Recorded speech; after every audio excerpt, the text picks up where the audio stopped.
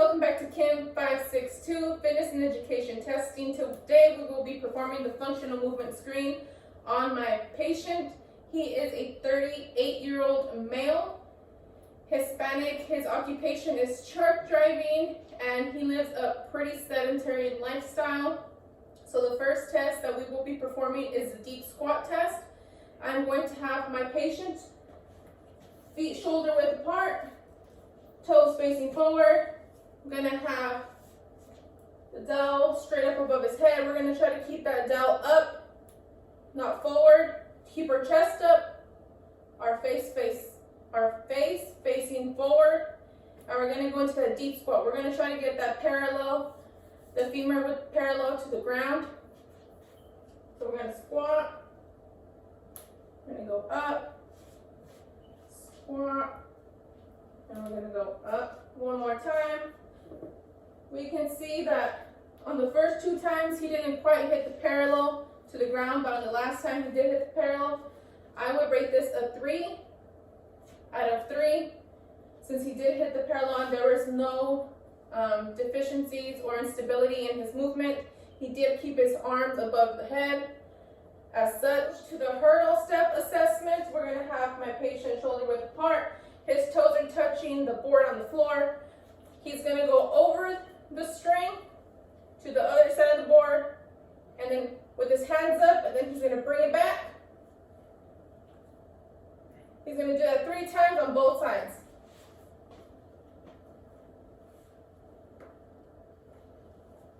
We can see that he has some deficiencies. We're noticing that he is rotating his hips outwards a little bit, but his trunk area is pretty stable. Now we're going to move on to the right foot. We still notice some deficiencies on his stability.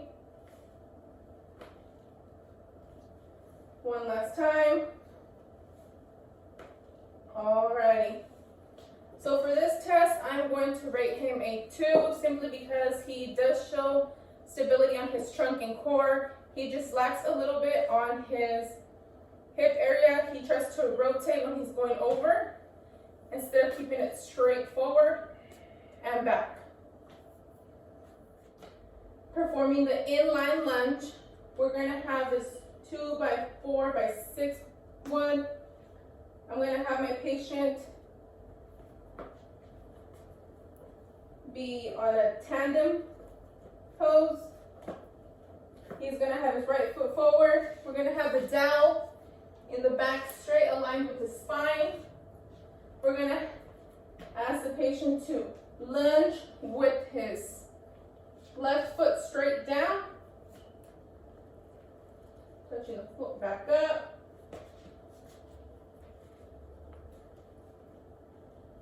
We're seeing a little bit of wobbling. Alrighty, so for this test, I will be rating him a 2 because he did show a little bit instability with a little bit of wobbling.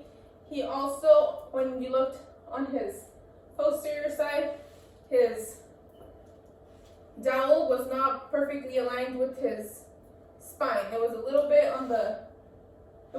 leaning to his right arm. So now he's going to do the other side. No.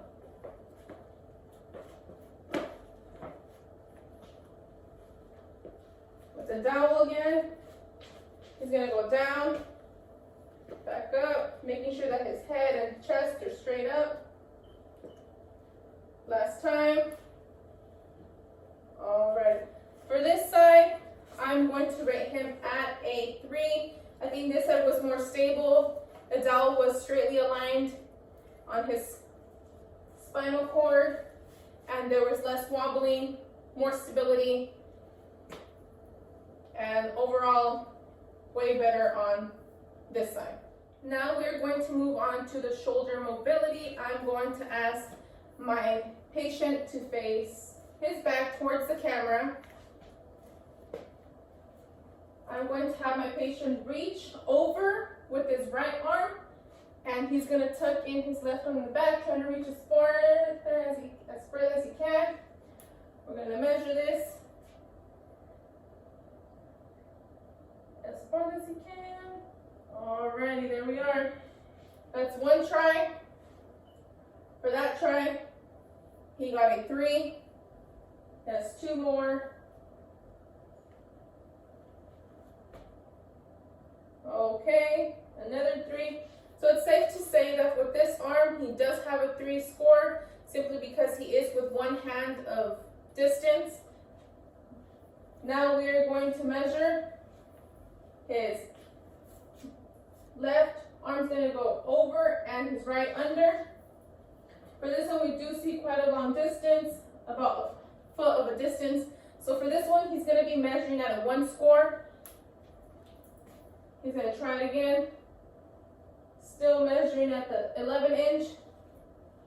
One last time. Now he's measuring at a 9. Still 2 hands farther, 2 or more hands farther than it should be. So for this portion, he's going to be scoring a 1 on his left and a 3 on his right. All right. Now we will be performing the active straight leg raise assessment. I'm going to ask my patient to have his knee laid on his back, his knees a little bit over the board.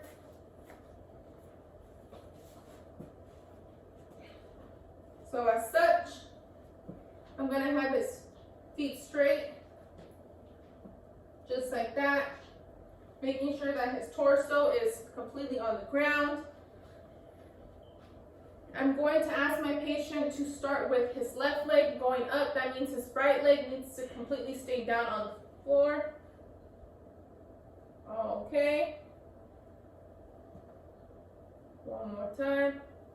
So I can see some deficiencies. He's kind of trying to compensate with his right foot, with his right leg at this point. So for his left leg, we're going to be scoring him at a 2. He's not passing the dowel at this point, and he is compensating a little bit more on his right leg by bending his knee a little bit. So now we're going to change to his right leg, up, alrighty, and down. We can see that he has more stability on this portion of his body. It's not moving so much. His left leg is completely down. His back is neutralized. He's still not passing the dowel, and his knee's a little bit bent. So for that reason, we're going to give him a 2 for this one. Now we will be performing the trunk stability push-up assessment. So we're going to ask my patient to lay straight on his stomach in a pronated position. We're going to have his thumbs aligned with the top of his forehead, which he has as such, making sure that his toes are in a position. And now we're going to ask if he can simply lift up without causing any deficiencies on his spine. We're trying to keep it neutralized.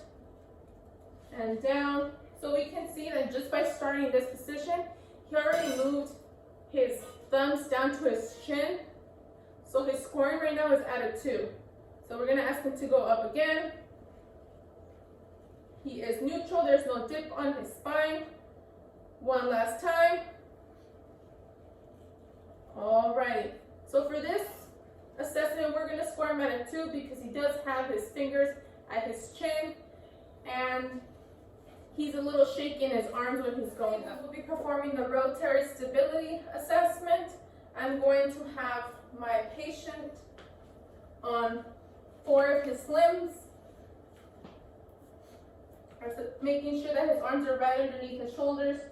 So bring them down. There we go. Making sure his back is neutralized. We have tried this exercise prior, and we know that he can't do it unilaterally on one side. So he's going to alternate. He's going to go with his right hand and his left leg. And bring it back. Try to touch your elbow with your... Okay, now we're going to do it 2 more times. Out and in. Last time. We can see that he shows some deficiency. He can't reach his elbow to his knee. but he does have that stable back when he is reaching out, and he's pretty stable. He's not moving a lot. He's keeping his balance. Now we're going to alternate to his left arm, right leg, and we're going to try to touch his elbow and knee. We're going to do it 2 more times. And back in. 1 last time. We can see that this side is a lot more stable, and the shoulder and the elbow and the knee come a lot closer. With that being said, he does score out of 1 for both sides because he cannot meet his elbow with his knee. Thank you so much for watching this video. I hope you enjoyed it, and we'll see you next time.